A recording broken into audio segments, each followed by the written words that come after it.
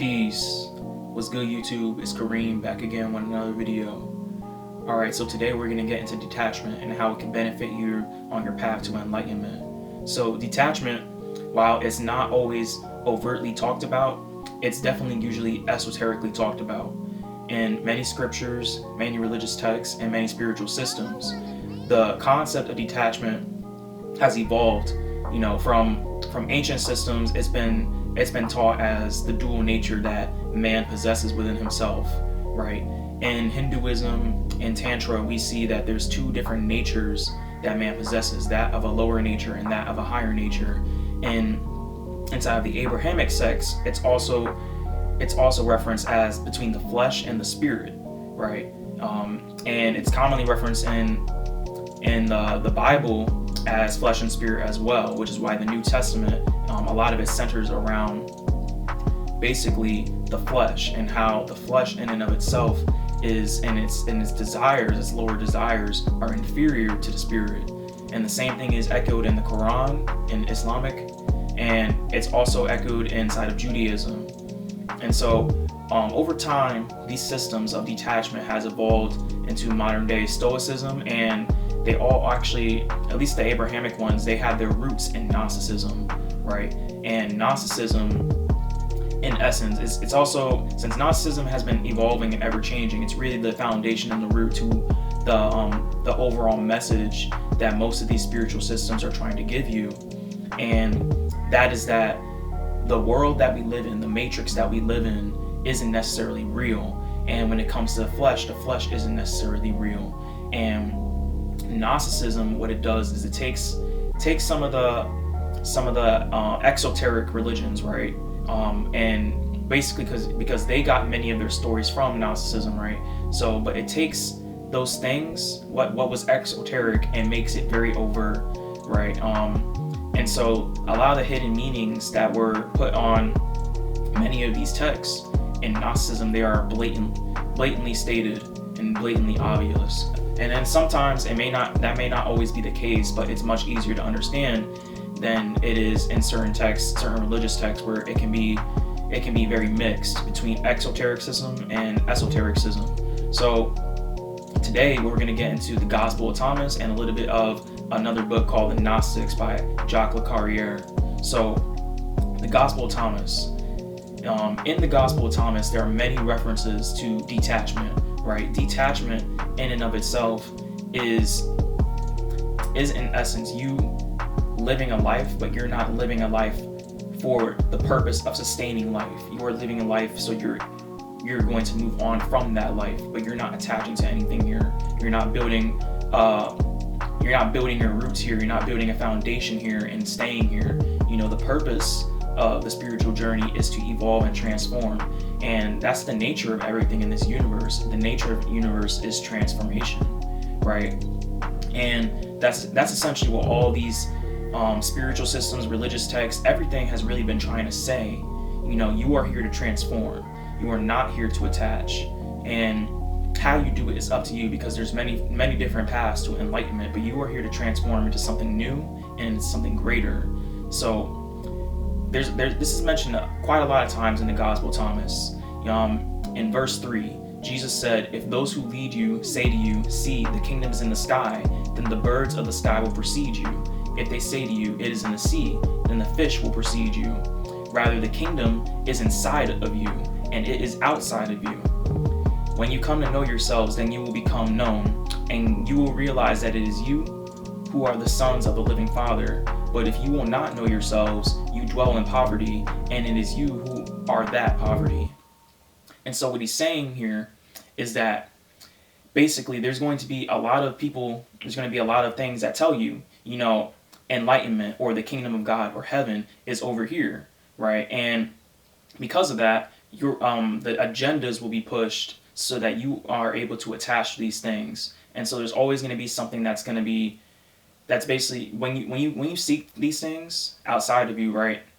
And you seek to attach to these things, something's going to get to it before you, and that shows you the flaw in trying to find enlightenment, trying to find the kingdom in things that are outside of you. And so when Jesus says that the kingdom is inside of you, which is the microcosm, right?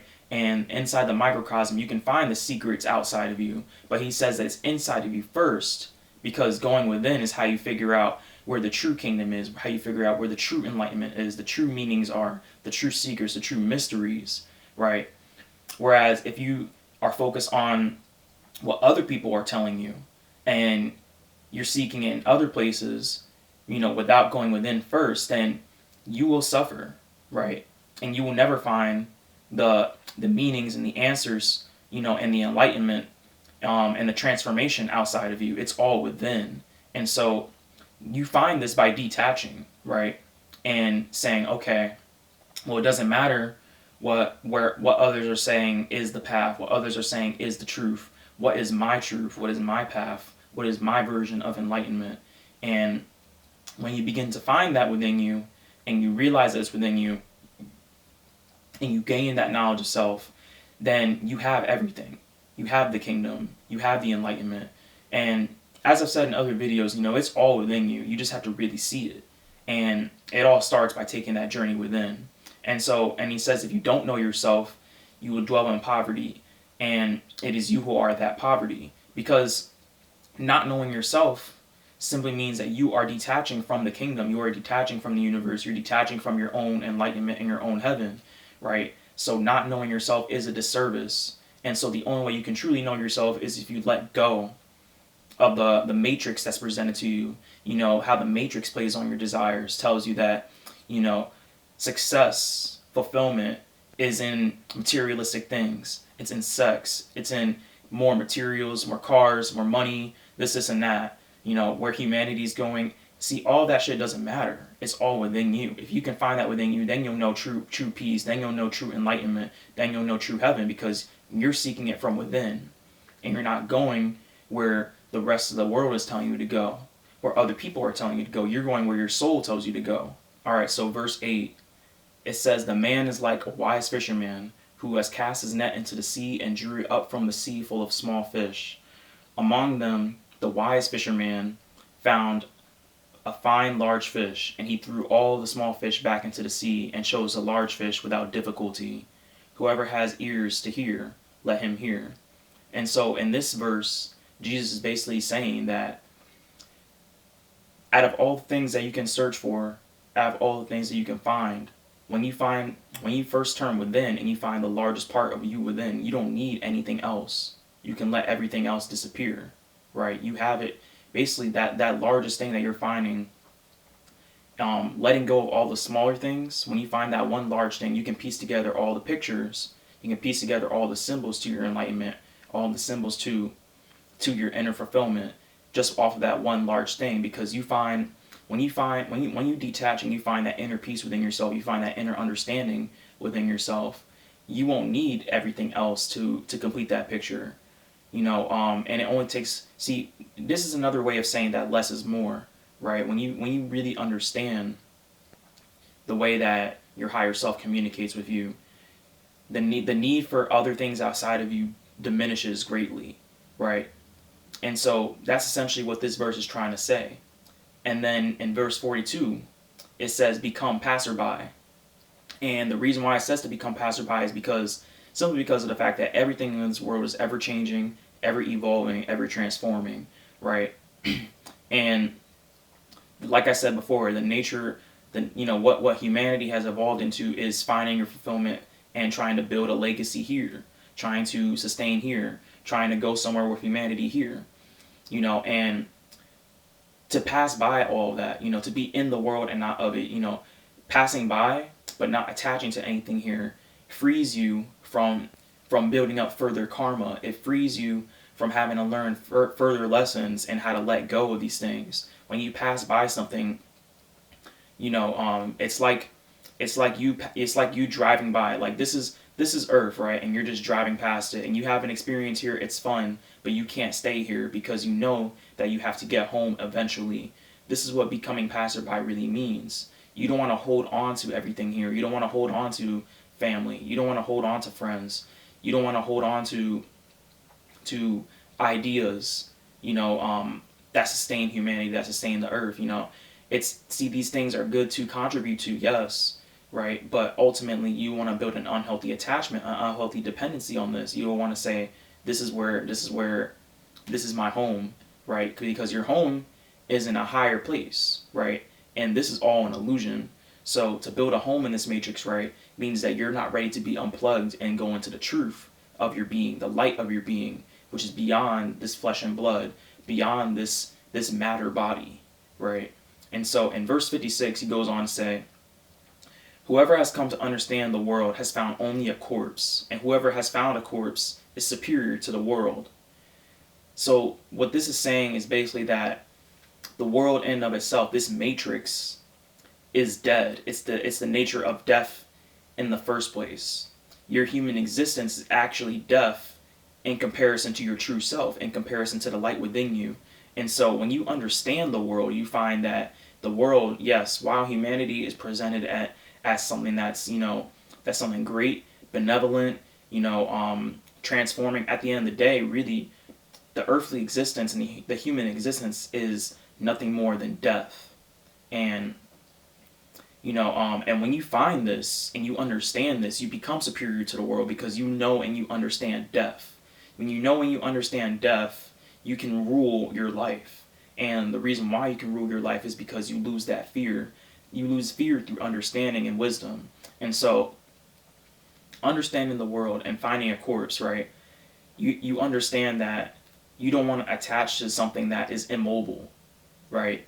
And so this is why there's so many things out there to keep you attached to this world, so you can become addicted to this cycle of death, right? And it's not just Gnosticism that says that the true life is beyond this world, beyond this matrix, but it's every other spiritual system, right? Life is suffering according to Buddhism, right?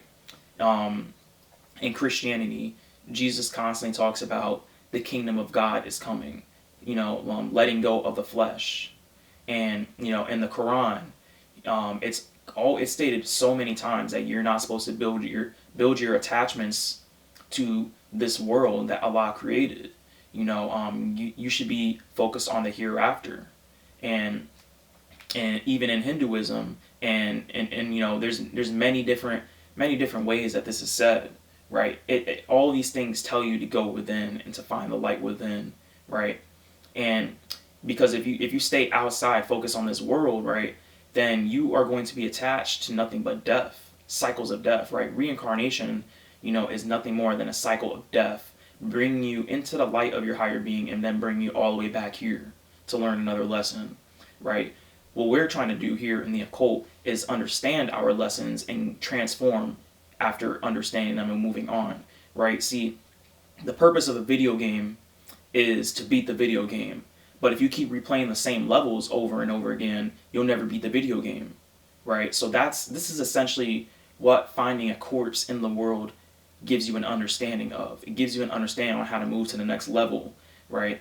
Rather than you thinking that, Earth and humanity are something benevolent to keep attaching to keep cycling through. You have to move past these cycles.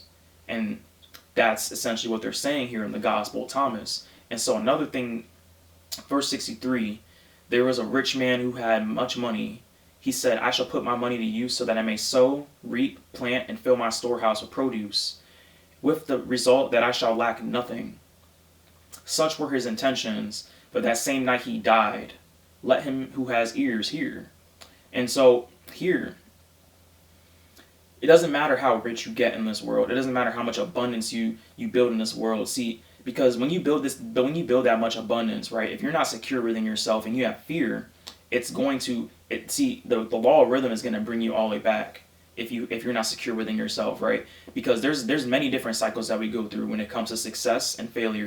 You can't know success without knowing failure. You can't know richness without knowing poverty. And so when you fuse all four of those things together, you find that basically in this world you are subject to polarity, and the only way that you can move beyond polarity is by understanding that you must walk with a balance between the two, and you must see that you can harmonize these things by understanding them. So, but you can only do that by detaching from identifying with being poor, from detaching from identifying with being rich and attaching to being rich. Because if you attach to your riches, then you have a fear of losing your riches, and so that's what happened to this man here. He died, and he died, trying to hold on, trying to use all of his riches, and to hold on to all of it. And when he died, he lost all of it because all these things are physical. And that's the case here, right? It doesn't, like I said, it doesn't matter how much money you have in this matrix. It's like having money in Grand Theft Auto. It doesn't matter. Yeah, it can help you within the game, but when you let go of it, you truly, when you let go of it, when you beat that game, it doesn't mean anything. And so he's saying that the result is that he shall lack nothing, but when he dies, he lacks it all. He lacks what he gained throughout his life, and he also lacks spiritual knowledge, because if he had that wealth within, and he wasn't attached to his riches, he wasn't attached to his earthly riches, then he wouldn't have been so fearful and so attached to keeping them, so attached to making more, consuming more, having more greed and more lust for more. And there's nothing wrong with being rich, and there's nothing wrong with desiring to be rich. You're not put here in this matrix just to live a poor life, right? It's important to move to a point where you can understand and harmonize these things, so you can live the most comfortable life if you want, right? But when I talk about detachment through the lens of Gnosticism, right, we have to understand that we can't attach to these things so heavily. Attaching to these things creates suffering.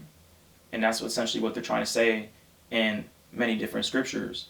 So, verse 70, Jesus said, "That which you have will save you if you bring it forth from yourselves. That which you do not have within you will kill you if you do not have it within you." And so he's basically just telling you to go within again, right? And whatever you have, and if you generate it from within yourself, and this goes along with what was said in verse 63 about the wealthy man, right? If he had wealth within, abundance within, that would have saved him. It would have saved him from attaching to something that's not real, that doesn't exist. It would have saved him from that, right? Because he would have known, he would have realized that he had eternal life, he had eternal wealth and abundance within. And since he didn't have it, right, and he didn't have it within, it killed him.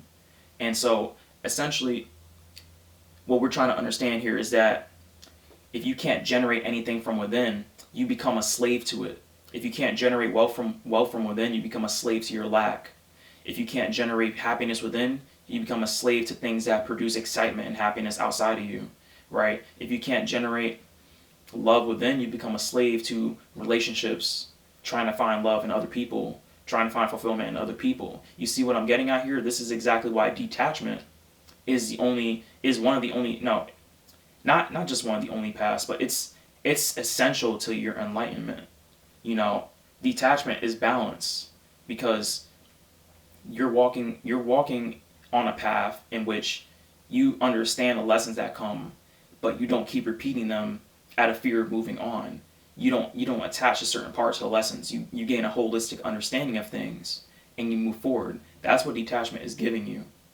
Detachment tells you to go within and to understand, okay, this is who I am. I have it all within. I can feel this way if I choose to. Everything is a choice. And now I don't need to attach to these things outside of me. I don't need to find fulfillment in these things outside of me. I don't need to smoke weed all the time just to feel happy, when I can make happiness come from within. I don't need to seek love from other people. I don't need to attach to other people, because I can generate love from within. That's what will save you in the long run, right? Your knowledge of self will save you, because you bring it forth out from within. But if you don't have knowledge of self, then the knowledge out here will drive you crazy, because you don't have an essence that will balance it out. That will discern the truths that are applicable to you as an individual, right? So this is what they're trying to say in verse 70. And another one is 81. Jesus said, "Let him who has grown rich be king, and let him who possesses power renounce it." And so this is a really short one, but it's still very powerful, because when you're rich, you can be a king. You can rule this world, and you can have everything, but having true power, you don't need any of that, right? And those who do use their riches, right, and do have under the guise, they create a facade of themselves having power. They don't have true power, because where is that power before they became rich? And so, real power comes in letting go. Real power comes in vulnerability, and real power comes in letting go of basically attaching to everything outside of you, right?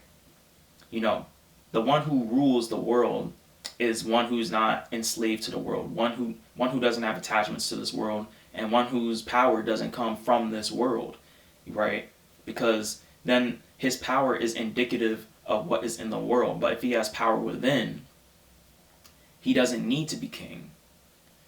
If he has power within, he doesn't need to be recognized. If he has power within, he doesn't need anything that's going to broadcast him having power outside of him, right? Because he has it all within. And so that's what 81 is trying to say. In 85, Jesus said, Adam came into being from a great power and a great wealth, but he did not become worthy of you. For had he been worthy, he would not have experienced death. And so, and that's essential because, when we're talking about the first man, exoterically, right? He had everything. He had all the abundance and he had all the power, but he still died.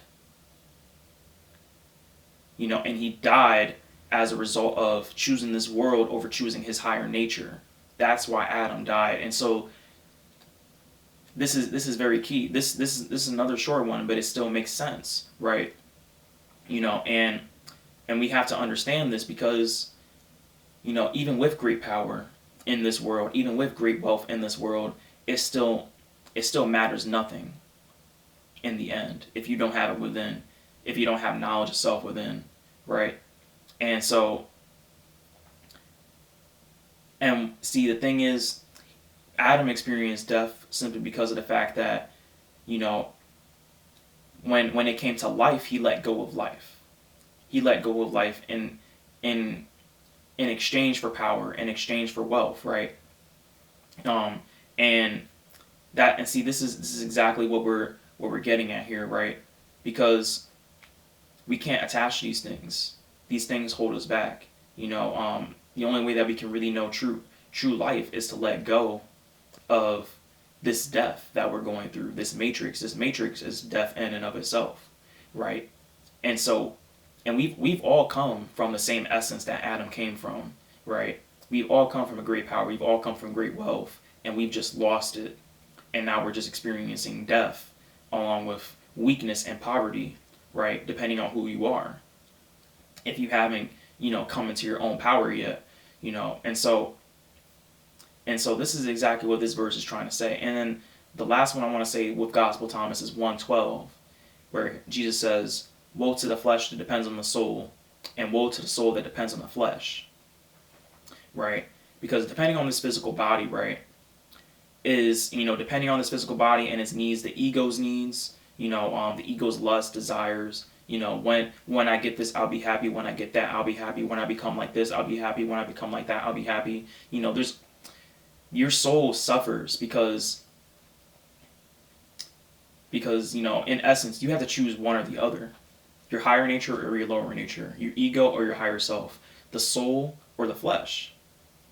And whichever one you choose, the other one dies in response. So that's why Jesus says, woe to the flesh that depends on the soul, because when you focus on your higher self, your lower nature doesn't exist anymore. Your ego dies. Your flesh dies. Focusing on your higher self, it lets go of the suffering in this matrix, lets go of this physicality, and you move into true life within your soul. But if you focus on this physical body, you focus on the flesh, you focus on your ego, your desires, humanity, earth, physicality, being something in this world, that's when your soul begins to decay. If you're so attached to it and so dependent on it, that's when your soul begins to decay. And so that's what they're trying to tell you, not just in Gnosticism, but in every other spiritual scripture on this planet. They tell you this in different ways. And I just feel like the Gospel of Thomas makes it a lot more clear, right?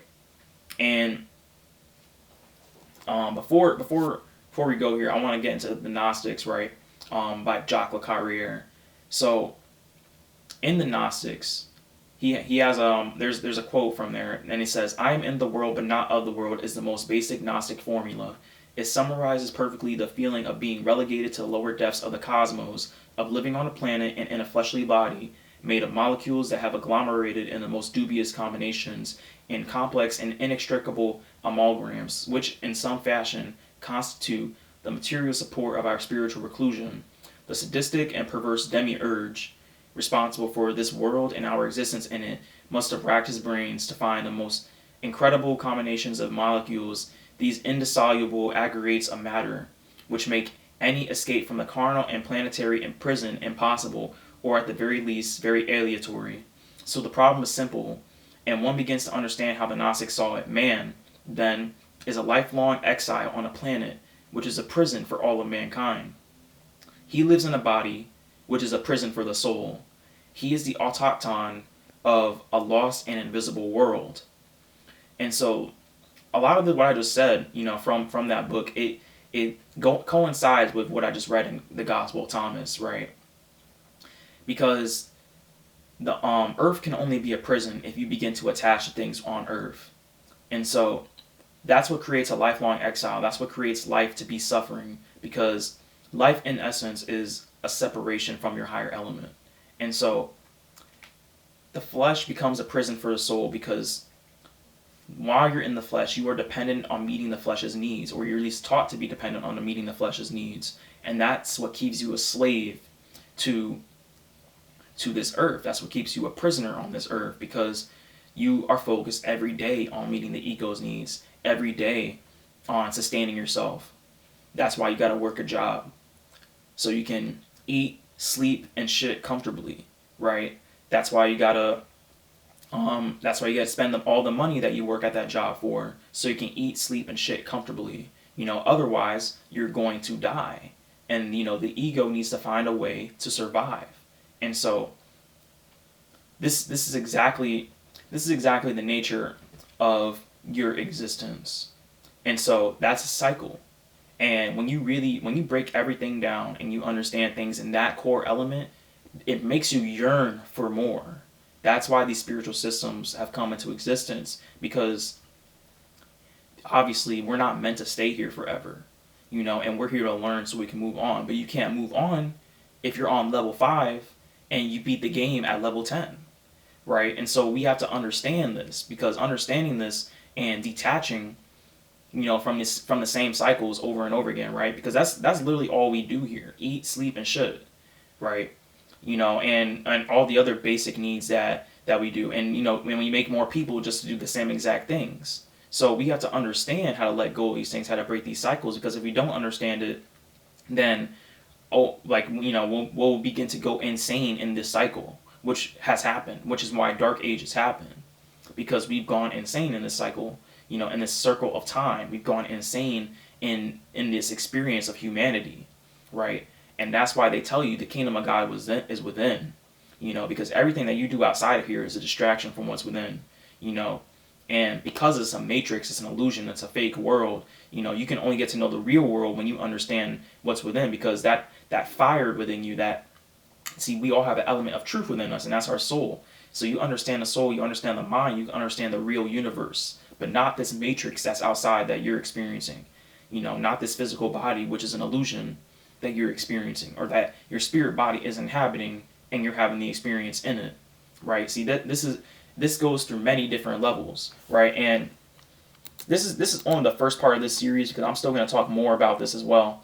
But Jacques Le Carrière goes on to say, "In the beginning, in the world of possibilities and virtualities, an image of man was born in the intelligible brain of the true God of the highest circle, a potential man, the mental matrix of he whom the true God might one day have made real. This image was perceived by the demiurges, the archons, or angels of the lower circles. How? Why? A mystery. But perceive it they did, and they were dazzled, as if by the light, the force, the beauty, and the coherence which emanated from this mentally conceived anthropos." So this whole excerpt is telling you who and what you were before you came to Earth, before you had some kind of reflection on Earth, right? You were already created from power and great wealth. You were already created from the infinite, right? And now the lower, see, what happens is, because of the law of correspondence, when you create something of the highest order, something of the lowest order also gets created, right? That's just how it happens, as above, so below. So Jacques Le Carrier goes on to say that they therefore decided to imitate and reproduce him. Saturnius, a Gnostic who was teaching at Antioch in the reign of Hadrian, seems to have had some insight into this crucial instant of the celestial prehistory of our race. He reports that the angel demiurges, confronted with this fascinating vision, cried out at once, "Let us make a man in the semblance of his image." They set to work, took clay, and fashioned a man. But can one call this lamentable creature that took on life under their hands a man, this naked being? Hominoid in appearance, but incapable of standing upright on his atrophied legs, who lay on the ground wriggling like a worm, right? And so that's what happens. You create something of the highest order, something beautiful, something very powerful, and then when something of the lowest order comes, right, our lower nature, the ego can't even survive without the light and the sustainment of our soul, the light and sustainment of our higher selves. And so this is talking about the creation of the ego, the lower nature, the man, the naked being, and it can't even stand without the light of your higher self. And so what we're going to get into again is, this pre-man had all characteristics of same amphibious beasts.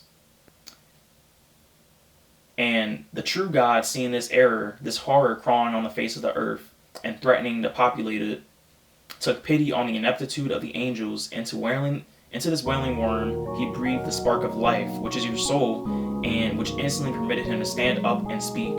Homo bipedus and Lacans was born, and thus our dual nature is explained. We are somewhat like a rectified worm, an ex-amphibian set to the rights by the indulgence of the true God, and endowed with a spark, a luminous fragment of the supreme power. So that essentially what this is saying is that basically,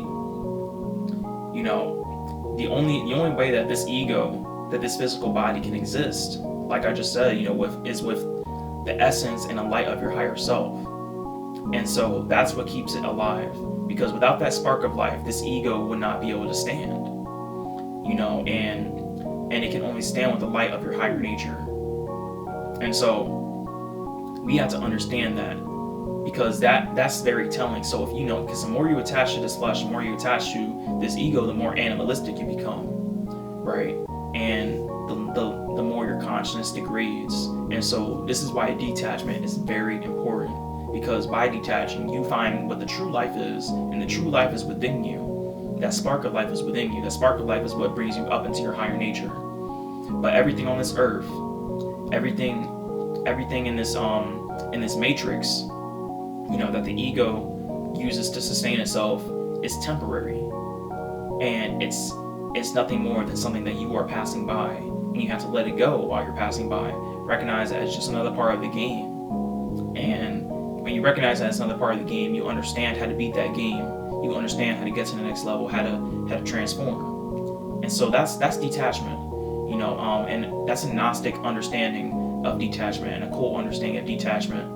And I'm gonna make more videos on this, using different spiritual systems, so that you can get a general, overarching view. Because, like I said, there's syncretism in every spiritual system, revolving around detachment and why it's important. And the reason why I'm gonna talk about it a lot on this channel is because I wouldn't hold that information from people, and plus I've been saying it in other videos anyway.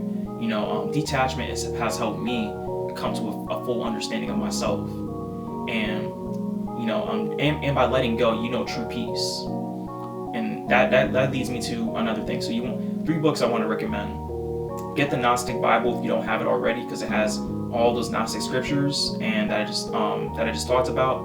Actually, it has the Gospel of Thomas and way more. Get the Gnostic Bible if you don't have it already, or the Nag Hammadi Library. Get the Gnostics by Jacques Le Carrière. I'm pretty sure you can find it on PDF. If not, you can buy it online. It's a short book, but it breaks down Gnosticism into very, very easy to understand terms, in the form of a journal, pretty much. And then the third book is Letting Go by David R. Hawkins.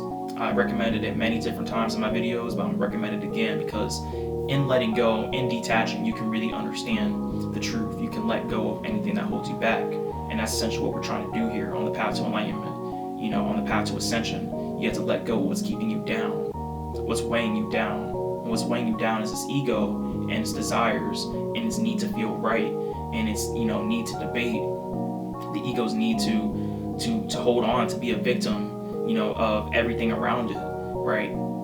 All these little things keep the ego alive. I gotta make a video on letting go in general, just on that book, and because it's very key, and it goes into detachment as well. So we'll get into that soon. And then so this is the part 1 of detachment. So I hope it really helped you guys and inspired you guys and motivated you guys. Obviously find the truth for yourself. Don't take everything that I just say, as gospel, as true. Find your own truth. See if it resonates. If it doesn't resonate, let it go and find something that does resonate.